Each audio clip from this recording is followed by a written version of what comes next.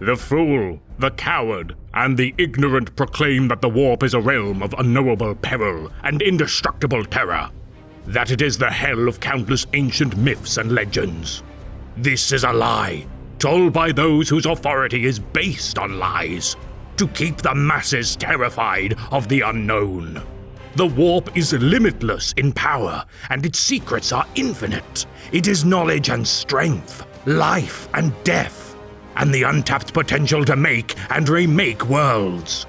It takes only the discipline and the will to shape it.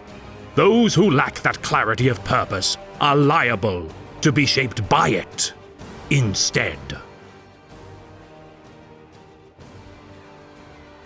The ruinous powers are nothing if not capricious in their favor, scheming to empower their favored pawns while simultaneously enslaving them to their whims.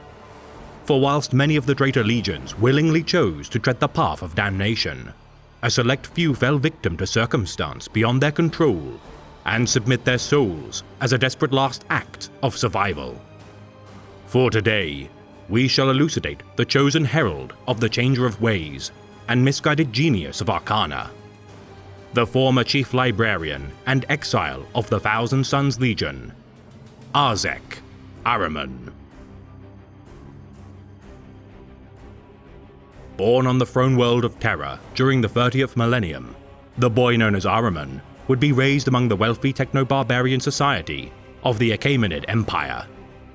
Allied to the Master of Mankind during the Wars of Unification, the society to which the boy grew was spared the atomic fires of war unleashed by the Emperor's Thunder Legion, offering their sons to be inducted into the new vanguard of humanity's burgeoning New Order. Alongside his twin brother, Ormuzd, Arzek succeeded in his trials as an aspirant to the Space Marine Legions, fighting by the side of the Emperor during the era of the Great Crusade as a member of his Thousand Sons until disaster struck. Mutations of unknown origin spread like wildfire within the ranks of the 15th Legion, their innate talent for psychic manipulation, unknowingly the root cause for their hideous metamorphosis. Calls for the cull of the 15th Legion rose within the military branches of the Emperor's armies, demanding their deeds and legacy be redacted from the chronicles of the Imperium before further outbreaks wreaked havoc.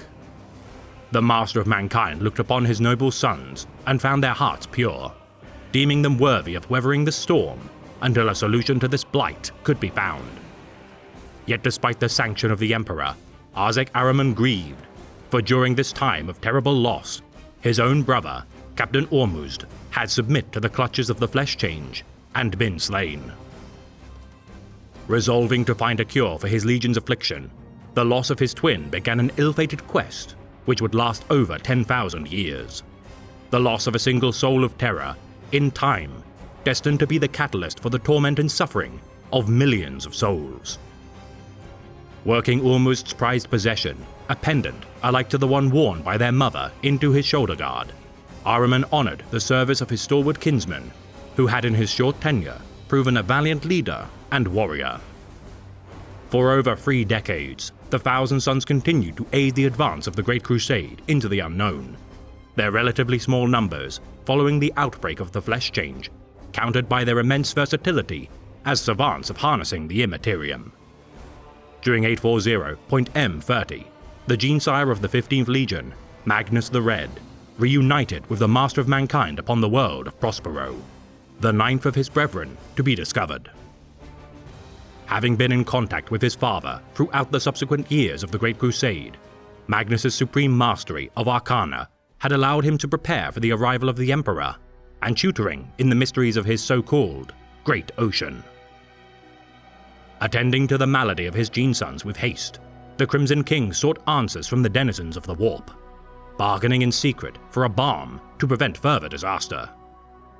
Sealing a pact with the Changer of Ways, Tzeentch, under the guise of the Dweller of the Abyss, Magnus sacrificed his right eye to relieve his beloved legion of their curse. Ahriman had been unburdened of his duty to cure the Flesh Change, yet little would the promising scion of the Crimson King realize that such a bargain would only be temporary. For the Legion and the Imperium at large remained ignorant of the true nature of the beings of the Immaterium.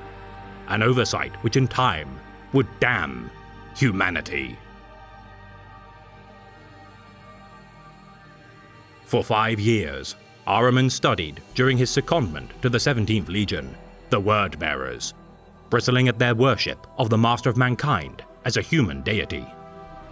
Forming a bond of friendship with their first chaplain, Erebus, during his tenure, Ahriman continued to study the arts of sorcery, with surprising insights gleaned from his new comrade. Supportive of the implementation of the Remembrancer Order as a means to record and archive the many exploits of the Great Crusade as it continued to progress, any and all preservation of knowledge could only better the Imperium's collective wisdom. Hoping to one day teach the masses of humanity ways of harnessing psychic powers to better their standards of living and prosperity once the Great Crusade had ended, the naive optimism of the Thousand Sons drew the ire of several more puritanical branches of the Imperium. During a joint compliance alongside the Space Wolves Legion of the Aguru campaign, Arzek's first dealings with the Vilka Fenrika began another unlikely friendship. Ophir Weirdmake, a respected rune priest of the Rout, fought by the side of Ahriman during their compliance of the pre-industrial world, sharing with the now chief librarian of the Thousand Sons his own interpretations of the warp and how their own teachings were derived from the primal energies of his own homeworld, Fenris. Combating Xenos weapon forms bearing similarity to the Titan legions in stature, Ahriman and Ophir proved a powerful combination when combating the as-of-yet unknown demonic entities, which were mistaken as mutated alien lifeforms. Inducting the Remembrancer, Lemuel Gomon, into the fold of the Thousand Sons under the express orders of his Primarch, Ahriman took on the fledgling Psyker as his own probationer and imparted the many teachings of Prospero's vaunted mastery of the warp. Allowing Gomon to accompany the Legion during combat operations fought on the world of Heliosa, to the collective horror of the Thousand Sons on this fateful battle, the flesh change once again broke out within their ranks. Stung at the realization that his burden had not, in fact, been absolved by his Primarch, Ahriman's emotions could not be concealed from the presence of Gomon, nor those who fought by his side. Fighting once more alongside the Rout and reinforcements of the Word-Bearers during the pacification of the Arcreach cluster, during the Thousand Sons' defense of the repositories of the planet's esoteric knowledge, conflict within their allies' ranks ensued. Decrying the 15th Legion's preservation of corrupted knowledge, the Rout charged into their lines, seeking to burn and destroy every vestige of unclean arcanum upon the world of Shrike. The flesh change once more erupting within their ranks, witnessed by the Vilka Fenrika. With the intervention of the Wolf King himself, the Crimson King could no longer hide his Legion's curse. Calling for the censure of Psykers within the Legiones Astartes following the Ulanor triumph, the Space Wolves alongside the Death Guard Legion called for a conclave to decide the fate of the Librarius. Mortarion, Primarch of the 14th Legion, decried the misuse of the Immaterium due to his upbringing on a world of malevolent necromancers, whilst the Rout offered their own witness to give his account of treachery. Rune Priest Ophir Weirdmake, famed friend of Arzek, proclaimed the Thousand Sons to be proponents of foul magics, too dangerous to be sanctioned to continue their arcane arts, as members of their own legion mutated into abominations wrought by their sorceries. Unwilling to allow such dangerous outbursts of chaotic corruption to continue, the Master of Mankind ordained that each legion must disband their Librarius and swear never to use the powers of the warp henceforth. The Thousand Sons championed virtue. Their mastery of the Immaterium had now been abolished, robbing them not only of their fighting prowess, but also identity as a legion. Feelings of betrayal grew within the hearts of the Astartes of the 15th Legion, most of all their chief librarian, whose naivety to confide in Weirdmake had been used to condemn his men. Confronting his Primarch on the true nature of their affliction, Ahriman learned not only of his Genesire's concealment of the denizens of the warp, but also the revelation of the pact made to cure the flesh change. Unable to deny the accusations levied at his legion, Ahriman realized that the misuse of unknown and fell powers were true. The justification of the Master of Mankind's decision to deny his legion's birthright made clear, and trust in his Primarch shattered. Yet as Ahriman steeled himself to act, the Crimson King used his immense psychic might to obscure the knowledge within Arzek's mind, removing the details of the deal he had made and nature of his fell benefactors. As captain of the First Fellowship, even a being as powerful as the master of the Corvidae cult could not be seen defying the will of the monarch of Prospero. And as the Legion wrestled with their shame, the first act of grand heresy began to stir. Upon the world of Darwin, the War Master of the Imperium, Horus Lupercal, began his first steps to damnation, whilst the Thousand Sons, in direct breach of the Emperor's decree, continued their studies of the Immaterium. Masters of precognition, the Corvidae cult leaders, Ahriman and Ankuanen, the guardian of the Great Library of Prospero, sensed something was amiss within the shifting fates of the galaxy. The Crimson King had attempted to sway his brother from the path of ruin, his efforts unable to prevent the first calamitous fall from grace of the Emperor's noble sons. Foreseeing the terrible future which mankind would inherit, the Crimson King ordered his most trusted and powerful sons to aid his psychic projection to the throne world of Terra.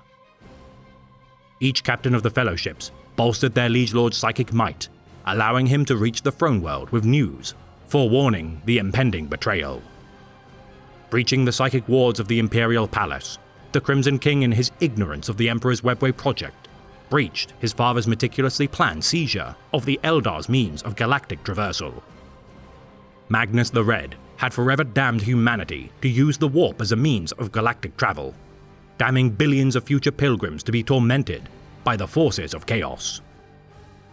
Enraged at the careless actions and flagrant perfidy of his son, the Master of Mankind dispatched the Wolf King, Leman Russ, to bring the Thousand Sons to Terra for judgment.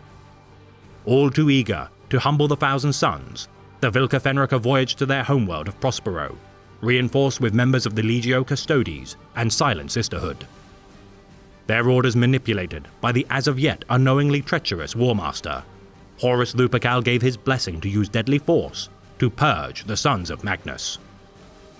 Unleashing the full might of Fenris and Terra upon the homeworld of the 15th Legion, Prospero burned as its populace and defense forces reeled at the sudden attack.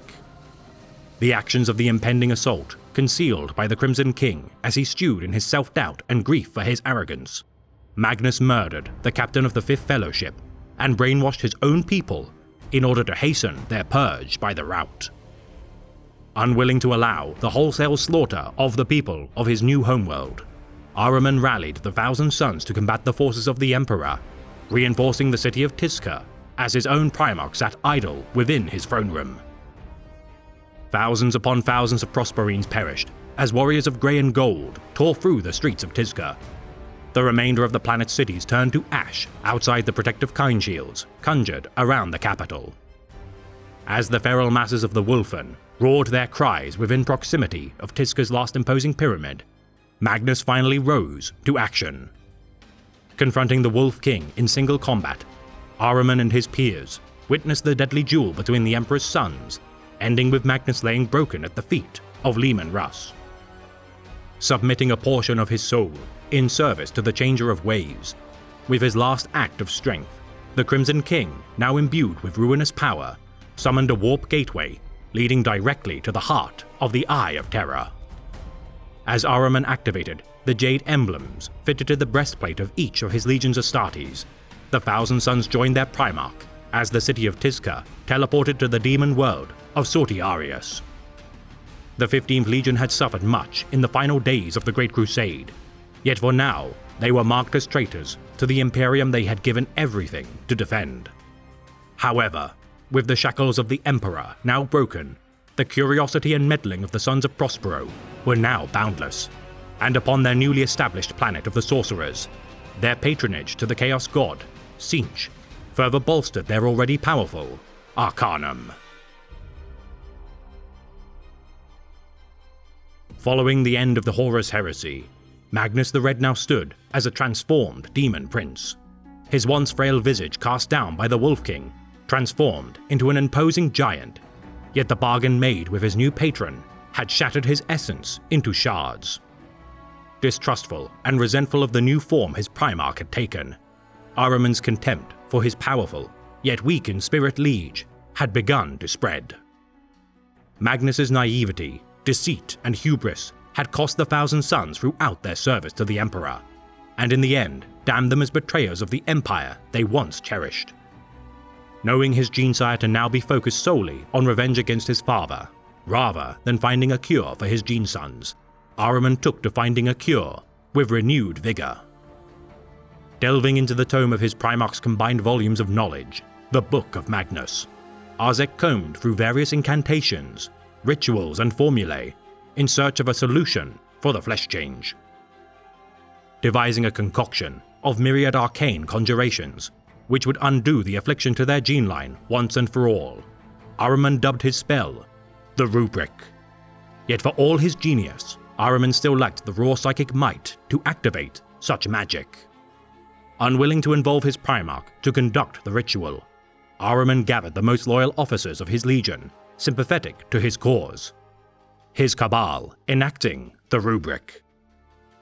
Flowing through each and every member of the Thousand Sons, the Rubric enhanced the psychic powers of less than 100 of their remaining most capable warriors, yet rendered the remaining members of the Legion into little more than dust.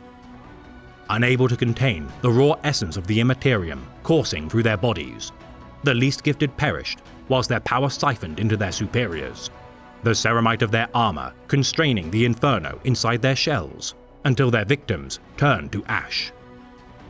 Sealing the joints of their armor and trapping their souls within their husks, the Rubric Marines maintain the merest functions of sentience. Distraught at the results of his experiment, Ahriman wept to see his actions bring further misfortune to his brethren, his Rubric preventing the flesh change insofar as preventing the transformation by denying any vestige of tissue. The vast majority of the Sons of Prospero were now little more than automata, the Crimson King wrathful as he beheld his legion of ghosts. Assaulting the site from where the coven of his chief librarian had enacted their ritual, the Cabal knelt before the Crimson King, with one exception: Ahriman. Remaining indignant to his father's fury, Arzek showed no signs of repentance, for in his heart he knew that his actions were ultimately the fallout of his Primarch's own mistakes, an act made in desperation, wrought by Magnus's own blunders. Preparing to strike down Ahriman, Magnus's hand would be stayed by the architect of fate, Tzeentch, proclaiming Ahriman to be destined to one day be among his greatest champions, under the protection of his favor. Unable to slay his renegade son, Magnus the Red banished Ahriman and his Cabal from the planet of the sorcerers, commanding them to never again sully his domain. Accompanied by the mentor of his Primarch, Amon, Ahriman and his Cabal ventured into the void, continuing their search for a means to return their ashen kindred into their previous forms of flesh and blood. For 1,000 years, Ahriman and his compatriots furthered their quest for knowledge, in time splitting off into disparate warbands to better achieve their goals. Amon founded the Brotherhood of Dust, in time gathering small fleets, apprentices, and orphan Chaos Space Marines to aid his cause. Powerful Chaos Sorcerers would outgrow their allegiance to his warband, some in time forming their own warbands in turn, and abandoning the quest to better pursue their own path to glory. Yet none could match the talent for sorcery of the former Chief Librarian of the Thousand Sons, his promise to restore the phantoms he had created, superseding petty grabs for power within a broken galaxy.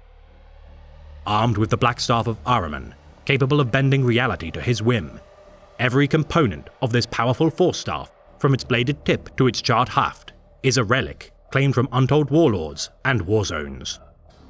Bound together by a foul ritual which sends screams of agony through the Immaterium, those gifted with psychic powers see not a simple staff, but a blazing black scar of immaterial essence. With time, Amon dispatched emissaries to uncover any and all rumors of Ahriman's dealings, eventually finding his estranged kinsman to be serving within the Khornate warband known as the Harrowing. Sending the former member of Ahriman's original Cabal, Tolbek, to meet with the exile, aboard the Voidcraft Blood Crescent, Tolbek identified the clandestine sorcerer, posing as the lowly initiate, Korkos. killing the majority of the warband through use of psychic means. Now that his identity was compromised, Ahriman invaded Tolbek's mind in order to find answers. Warp immolating himself to prevent such answers from being uncovered, the former pirate cultist gave no information to the exile, causing Ahriman to seize the Blood Crescent and venture forth to uncover the truth. Staving off pawns of the Warp in thrall to the will of Amon, Ahriman with time infiltrated his aggressor's fleet, intending to confront him. Betrayed by the Blood Crescent ship mistress, Ahriman, despite sustaining injuries, slew 3 Chaos Sorcerers in service to Amon before facing him in the flesh.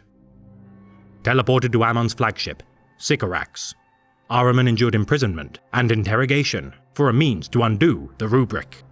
Rescued by the few allies that remained to him, Ahriman escaped his confinement and psychically dueled Amon, revealing that the rubric had linked all Thousand Sons into a collective power, binding their might to his own will.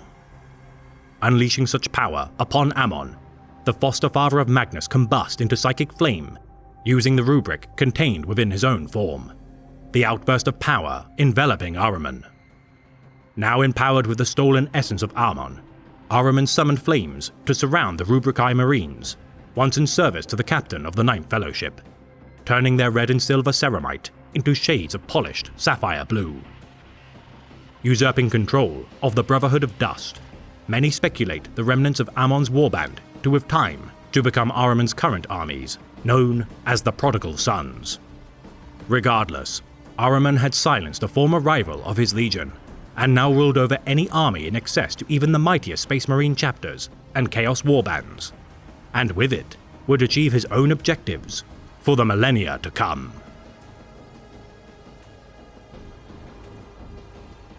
Committing untold acts of cruelty across the void of space in order to further his understanding of the Warp and means to cure his fallen legion, Arzek Ahriman's ruthless nature could fill volumes of records.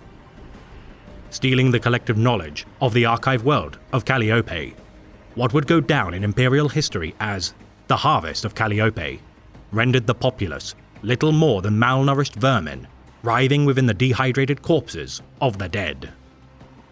Every data store, page of parchment, and archive pilfered of all knowledge within its bountiful libraries and repositories, the exile of the Thousand Sons had fostered the formation of a faction, known as the Summation, created to labor only to compile the planet's collective knowledge into a seemingly endless formula. After the toil of billions thread this immense inscription of sigils, rendering the planet silent on the moment of its completion, the populace's minds wiped, leaving only a single image of Ahriman descending from a tear in real space to claim his millennia in the making bounty. Claiming the silvered skull of Lepidus from the world of Dianaxis, Ahriman unleashed demonic hordes upon the Mausoleum world, summoned with the alignment of countless extinct worlds devastated by his own hand as servants of the ruinous powers poured from a wound rent into the system's solar body. Sundering loyal Space Marines, Imperial Guardsmen, and the warlord Titan Firebane of the Legio Officium, all the death and devastation made to claim the relic of the Second Black Crusade of Abaddon the Despoiler bore meaning of a singular word etched onto its silver surface. Memorizing the inscription before dropping the skull of Lepidus to the ground, the exile vanished alongside his Rubricae, leaving the demonic entities to feast on the souls of Dianaxis.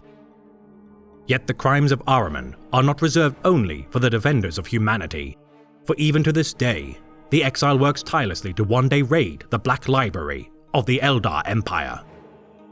The mobile bastion of the Eldar's collective insight, hidden within the webway, Arzek has on one occasion managed to bypass the defenses of the Sanctum's guardians, the Harlequins. Telepathically projecting his form into the inner sanctum of the Black Library, Ahriman hastily transcribed a single hermetic parchment from its archives using his physical body before being banished. Transcribing a copy of the Tome Labyrinthus, which marks the hidden passageways to the webway, the Harlequins hunt the exile to this day in their attempts to censure their stolen wisdom. Yet possibly the most heinous of Ahriman's crimes prior to the time of ending is the Siege of Fenris.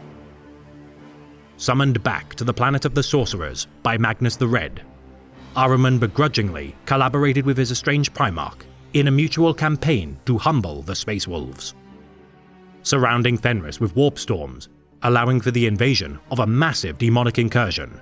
The Sons of Russ's fortunes would be salvaged with the arrival of reinforcements from the Grey Knights and Dark Angels chapters. Mortal Imperial forces were coerced into fighting one another due to the actions of the Servant of Tzeentch, the Changeling. Each warp storm surrounding the planet conjured into a pattern not seen in 10,000 years. Last sighted upon the world of Prospero, the warp alignment allowed for the 9 silver towers of the planet of the Sorcerers to arrange in the skies above Fenris, each unleashing hordes of the Thousand Suns onto the surface of Fenris. Infiltrating behind the Space Wolves' battle lines by utilizing the webway, Ahriman's prodigal sons caught the Vilka Fenrika by surprise, turning many members of the rout to ash with psychic flame. The Silver Towers stood atop the geomantic sites of power of Fenris, siphoning its mysterious energies until the skies of the Space Wolves' homeworld burst into flames, boiling captured Space Wolves within each spire until nothing remained but melted gore. Summoning Magnus the Red to the material realm with such bitter acts of hatred, Ahriman stood by the side of his Primarch as they conducted fell rituals to summon demons within the heart of the Fang's magma-powered energy sources. The Silver Towers banished with the destruction of the planet of Midgardia by Logan Grimnar. Regardless of his actions, Magnus had achieved what he sought to accomplish. Thanks to the efforts of Ahriman, the Crimson King harnessed the pilfered energies of Fenris to bring the planet of the Sorcerers to real space, now orbiting the celestial body of their original homeworld, Prospero. Sortiarius is a blight upon the stars, now untethered from the Immaterium. Despite inflicting such a deadly blow to their arch-nemesis, the Thousand Suns were by no means content during the final days of the 41st millennium. Once more invading the Black Library for knowledge due to its immense value proven during the Siege of Fenris, Ahriman captured the only Inquisitor deemed worthy to be invited to be a guest of the Asuryani craft world, Sebak, for information. In truth, invited as bait to force Ahriman's hand, the Eldar ambushed the exile during his second infiltration of the Webway. Confronted by the Ulfway Farseer, Eldrad Ulfran, Ahriman's use of a long-forgotten Webway gate on the world of Etaymnum III, once repelled from its breach, would be sealed by Eldrad. Capitalizing on a tear in the Webway, inadvertently caused by the librarians of the Bloodraven chapter, following his failed second infiltration, Arzek traveled to the world of Arcadia, the Eldari planet of Lore. Once more facing the Harlequin Order, Ahriman located a Webway portal to the Black Library, using the tome of Kerebenian claimed from the Harlequin Solitaire who once guarded it. Seeking the Sword of Lanfralak as his secondary objective, an ancient weapon of the War in Heaven, his efforts would ultimately be denied by the Guardians of Arcadia. For should Ahriman ever achieve his goal of securing the Black Library, it is rumored that he shall ascend to the stature of a god of chaos using the combined knowledge of the Eldar. Aware of the resurrection of the Inari as a sign that their methods might be used to give rebirth to his fallen kinsmen, following the fall of Cadia, the exile once again invaded the Webway.